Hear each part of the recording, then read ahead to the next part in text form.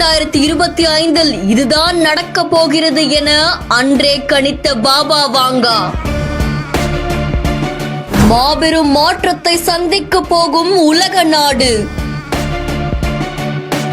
2100ஆம் ஆண்டுக்கு பிறகு உலகில் இரவு நேரம் என்பதே இருக்காது.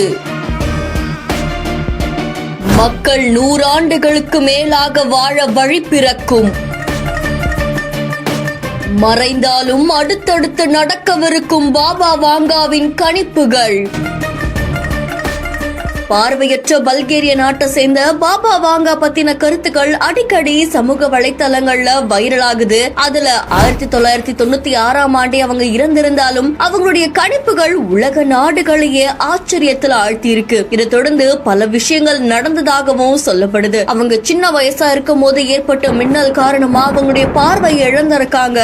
அன்னையிலிருந்து அவங்களுக்கு நடக்கக்கூடிய பல விஷயங்கள் முன்கூட்டியே தெரியறதாகவும் கடவுள் அவங்களுக்கு பல விஷயங்களை சொல்றதாகவும் சொல்லப்படுது. பல 100 ஆண்டுகளை கடந்து பல கணிப்புகளை அவங்க அன்னைக்கே கணிச்சதாகவும் கூறப்படுது. 2025ஆம் ஆண்டு சுற்றுச்சூழல் அல்லது புவிசார் அரசியல் காரணிகளால ஐரோப்பா மிகப்பெரிய குறைந்த மக்கள் தொகை கொண்டதா மாறும் அப்படின்ற மாதிரி அவங்க சொல்லியிருக்காங்களாமா. அது மட்டும் இல்லாம 2046ஆம் ஆண்டு செயற்கை உறுப்புகள் பெருமளவுல உற்பத்தி செய்யப்பட்டு மருத்துவத்துல பெரும் புரட்சியை ஏற்படுத்துமாமா. இதனால மனிதர்கள் 100 வயது வரைக்கும் வாழ்வாங்க அப்படின்ற மாதிரி சொல்லிருக்காங்களா. கூடவே 2100ஆம் ஆண்டு ஒரு செயற்கை சூரியன் உருவாக கூடும். இதனால பூமியில இருளே இருக்காது அப்படின்ற மாதிரியும் சொல்லிருக்காங்களா. உலக நாடுகள்ல சுனாமி வந்தது, பேரழிவுகளை சந்திச்சது, போர் மூண்டது, கொரோனா காலகட்டமும் இந்த கணிப்புகளை ஒண்ணு அப்படின்ற மாதிரி கூறப்படுது. வரப்போகக்கூடிய 2025ஆம் ஆண்டுல ஐரோப்பியா மிக குறைந்த மக்கள் தொகை கொண்டதா மாறும் அப்படின்னு பாபா வாங்கா சொல்லியிருக்கிறதா வெளியான கணிப்பு